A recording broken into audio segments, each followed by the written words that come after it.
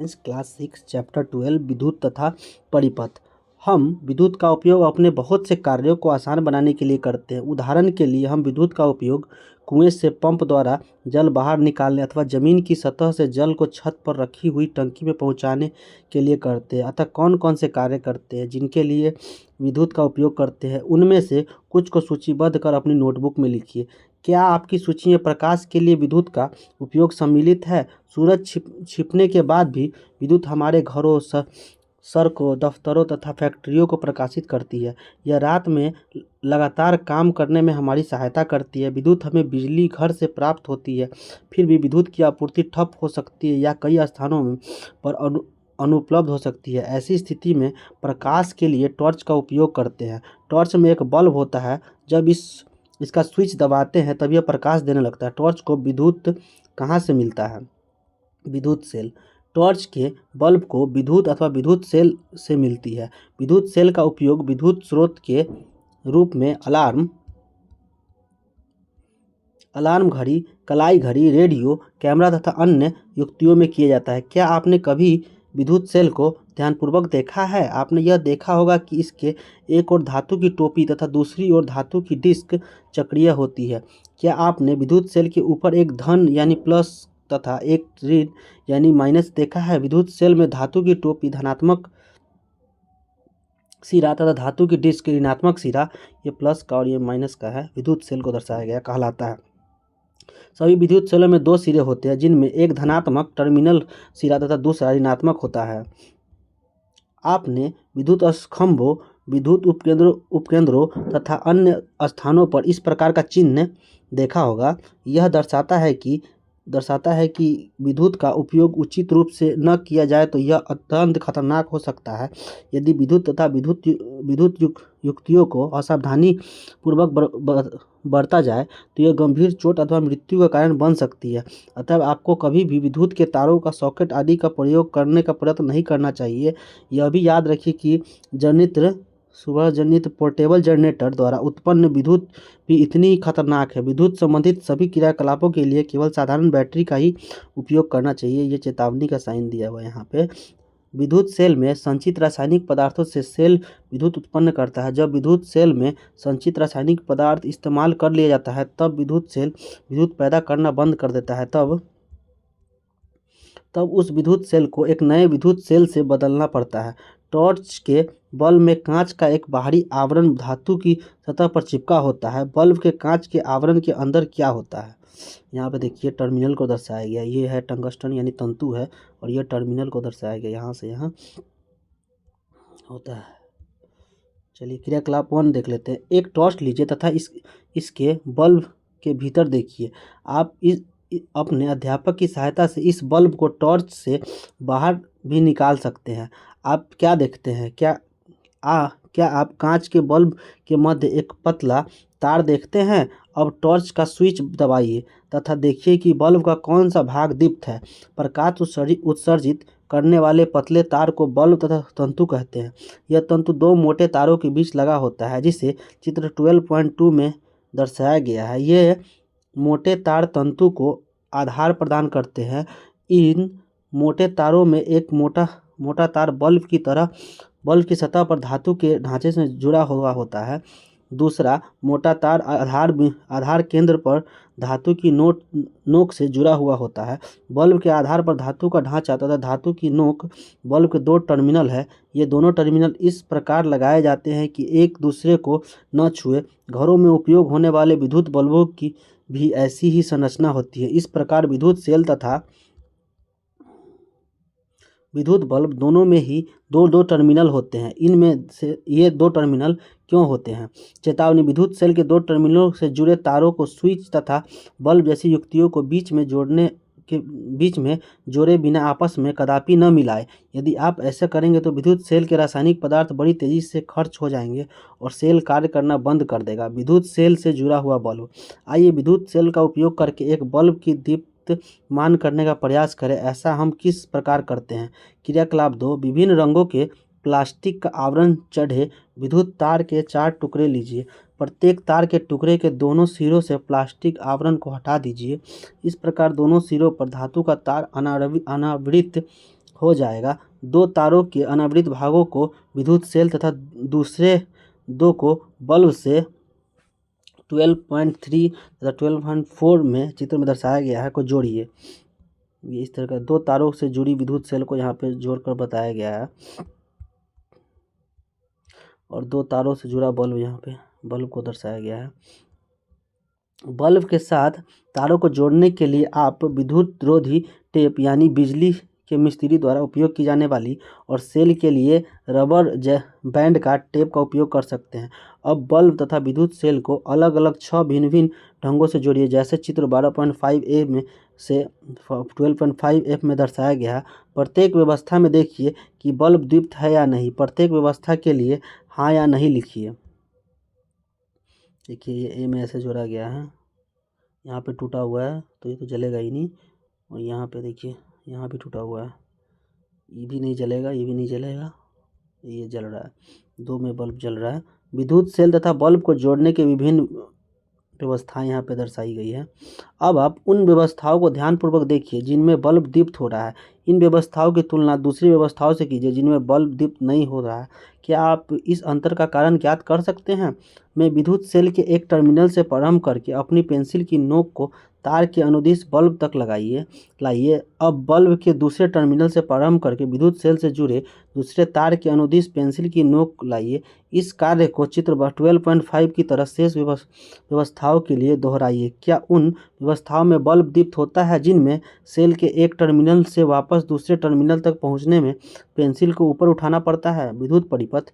क्रियाकलाप 2 में अपने विद्युत सेल के एक टर्मिनल को तार द्वारा बल्ब से होते हुए विद्युत सेल के दूसरे टर्मिनल से जोड़ा।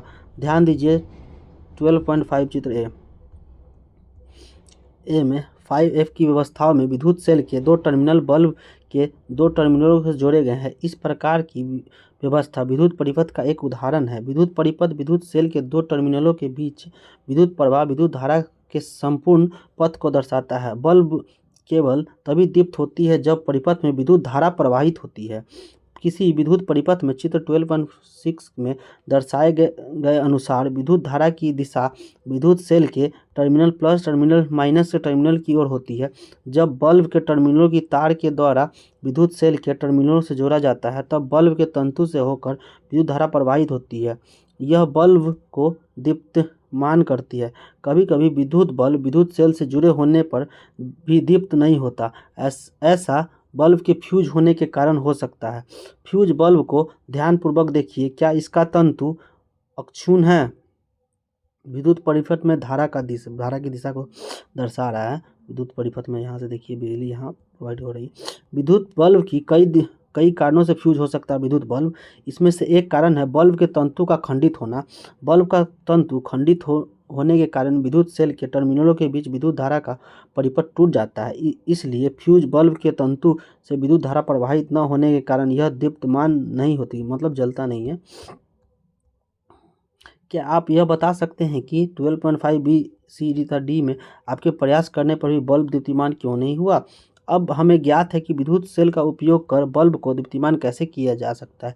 क्या आप अपने लिए टॉर्च बनाना पसंद करेंगे? एक टॉर्च बल्ब तथा तार का एक टुकड़ा लीजिए। पहले की तरह तार के दोनों सिरों से प्लास्टिक आवरण को हटाइए।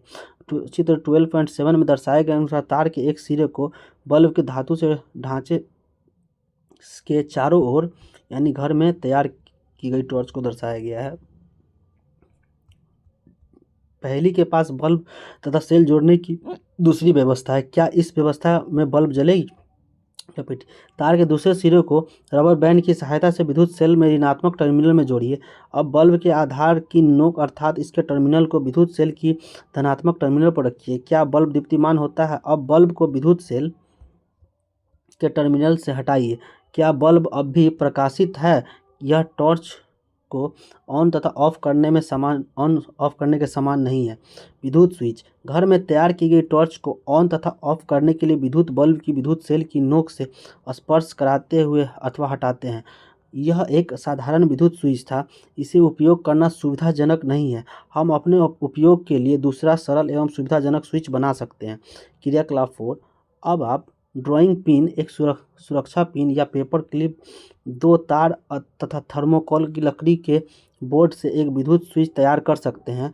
सुरक्षा पिन की रिंग में एक ड्राइंग पिन लगाकर इसे थर्मोकोल शीट पर गाड़ दीजिए।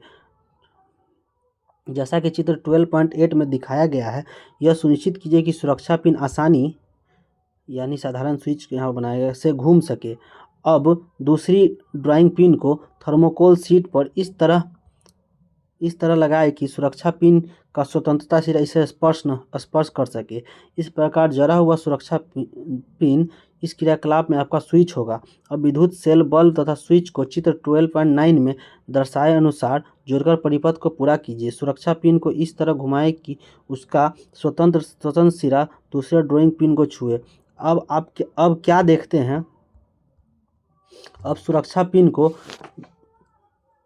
ड्राइंग पिन से हटाइए। क्या बल्ब अब भी जलता रहता है? जब सुरक्षा पिन दोनों ड्राइंग पिनों से स्पर्श करता है तब वह दोनों ड्राइंग पिनों के बीच के रिक्त स्थान को भरता है। तब इस स्थिति में स्विच को ऑन करते हैं। चूँकि सुरक्षा पिन का पदार्थ विद्युत धारा को अपने में से प्रवाहित होने देता है, अतः विद्युत परिपथ पूरा हो जाता है। इस तरह बल्ब दीप्तिमान होता है। स्विच सहित विद्युत परिपथ को यहाँ पर दर्शाया गया है और ऑन स्थिति में स्विच को यहाँ पर दर्शाया गया है। इसके विपरीत जब सुरक्षा पिन दूसरी ड्राइंग पिन से स्पर्श नहीं करती तो विद्युत बल्ब दीप्तिमान नहीं होता। इस तरह ड्राइंग पिनों के बीच का रिक्त स्थान बंद नहीं होता तथा परिपथ पूरा नहीं होता। इस दशा स्थिति में स्विच ऑफ कहलाता है, जैसा कि चित्र 12.9 में दर्शाया गया। स्विच एक सरल युक्ति है जो परिपथ को जोड़ या तोड़ सकती है। घरों में स्विच का उपयोग बल्ब को दीप्तिमान करने तथा अन्य युक्तियों को चलाने के लिए करते हैं। यद्यपि घरों में उपयोग होने वाली स्विच इस सिद्धांत पर कार्य करते हैं, पर उनके डिजाइन जटिल होते हैं। विद्युत चालक तथा विद्युत रोधक हमें अपने सभी क्रियाकलापों में परिपथ को पूरा करने के लिए धातु के तार का उपयोग किए थे। बूझो के चित्र 12.11 के अनुसार टॉर्च के आंतरिक आरेख को चित्रित किया है। जब हम स्विच को ऑन करते हैं तो परिपथ पूरा होता है तथा बल्ब को दीप्तिमान होता है। क्या आप चित्र में लाल रेखा खींचकर पूरे परिपथ को इंगित कर सकते हैं? यहाँ पे दिया गया बल्ब का चित्र परावर्तक बल्ब है और यहाँ प्लास्टिक का यहाँ आवरण पर चढ़ा हुआ है और यहाँ पे विद्युत सेल को दर्शाया गया, बैटरी लगा हुआ है और स्लाइड यहाँ पे स्लाइड स्विच लगा। टॉर्च का आंतरिक आरेख यहाँ पे दर्शाया गया हुआ है।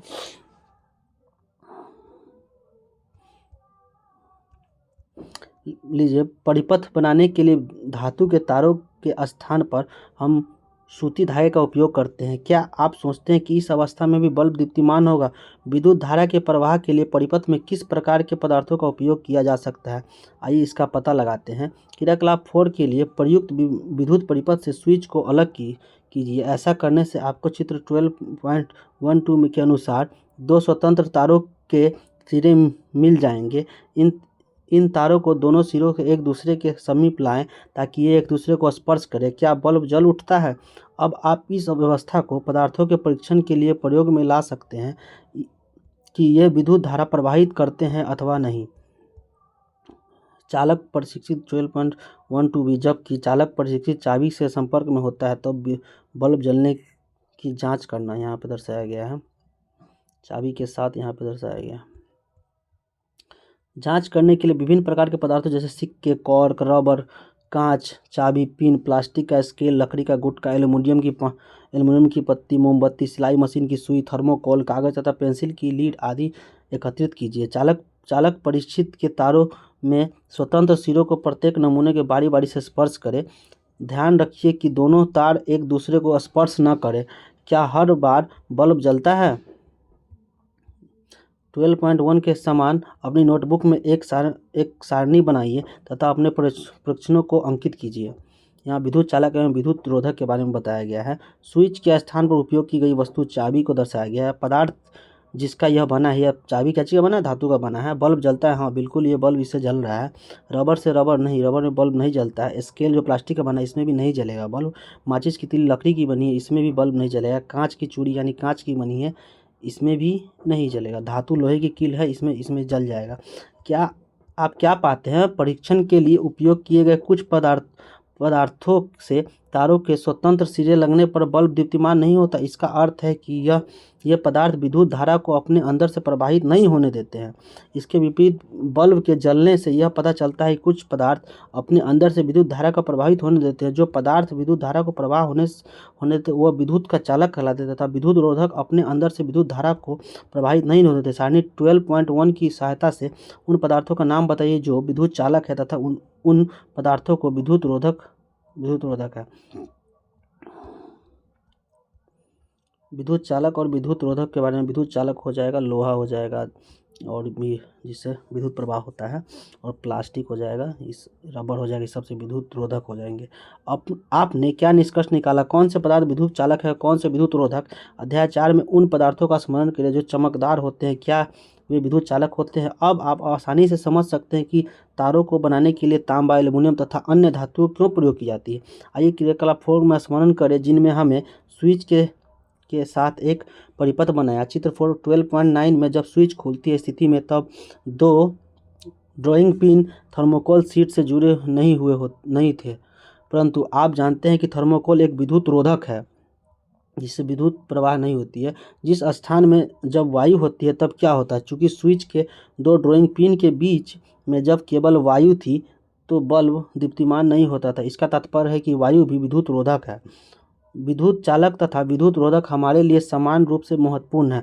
स्विच, विद्युत प्लग, सॉकेट सुचालक पदार्थ से बनाए जाते हैं। दूसरी ओर विद्युत तारों तथा प्लग के ऊपर के भाग, स्विच तथा विद्युत उपकरणों के अन्य भाग जिन्हें लोग स्पर्श कर सकते हैं, इनको बनाने के लिए रबर तथा प्लास्टिक का उपयोग किया होता है। चेतावनी, आपका शरीर विद्युत का बहुत अच्छा चालक है, अतः विद्युत उपकरणों का उपयोग करते समय सावधानी बरतिए। यहाँ पर प्रमुख शब्द दिए हुए बल्ब भी सब देख लीजिएगा।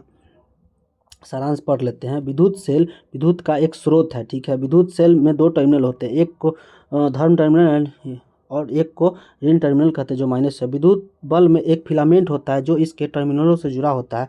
विद्युत धारा प्रवाहित होने पर विद्युत बल्ब दीप्त होती है, उठता है।